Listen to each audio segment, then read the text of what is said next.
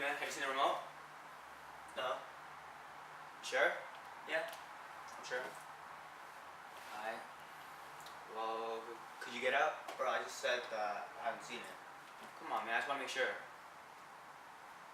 Fine. Fine. What's poppin', my Cinema members?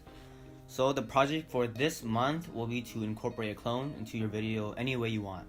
So it could be a small clip using only a clone, or you utilize a clone to tell a story in a skit or a short film. But right now I'll be going over how to create a clone, so let's get right into it. First of all, I'll be using an editing program on a PC.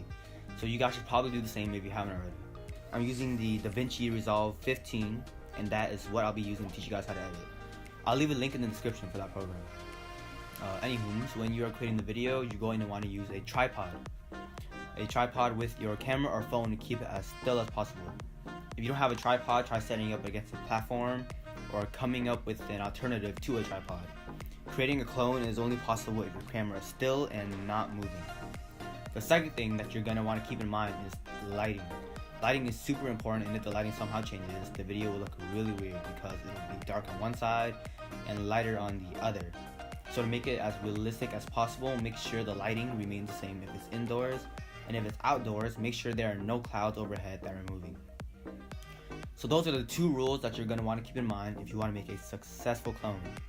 So moving on, once you open up the program, create a new project, and then you're going to want to import the video clips that's on your desktop into the media pool right here. So the first step is to record two videos of yourself, one on the right side of the screen and the other on the left, just like you see here. There's one on the right and there's one on the left. Two videos. So you're going to want to create two videos. And you're going to want to make sure that you don't pass the middle line. There's a line right here, an imaginary invisible line, however you want to think about it. There's an invisible line that you do not want to pass because that would basically ruin the project. If you want your clone to talk, you're going to have to plan ahead and perfect your timing when the clone is talking. It's difficult, but it is possible, so it'll take multiple tries. So on the bottom tab right here, you're going to want to press that, and that'll take you over to the editing section. Open up the media pool right here, and that'll review your clips. So then you're going to want to drag down the clips one at a time like this. One at a time like that. And then you're going to want to drag the other one, but this time put it on top so it looks like this. So it looks like they're overlaying each other. You'll most likely only see one clip when you play it. So then yeah, at this point you might be asking yourself, where's the clone, right? So then yeah, that's more work. So to unveil your clone, press the inspector tab on top. Press the inspector tab on the top right here. And then you want to press on the top clip. Press on the top clip right here.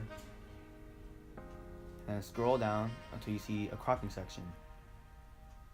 From there, you want to mess around with the crop left and the crop right. In my case, I will crop left, and that will reveal my clone right there. So move that. You can move this line until it's like right in the middle. And if you want it to look cleaner, just adjust the softness button right there. You don't want to go too in, or because that would look weird, or too out. So make sure it's like right in the middle, so it actually looks legit. Okay. So once you finally perfect the clone, right there, it's playing, everything's playing. Once you finally correct the clone, then all that's left to do is edit. Okay, so one other thing that I want to mention because it's important is that don't overextend and crop too far right or left, because that will make your clone disappear and it will cut them off.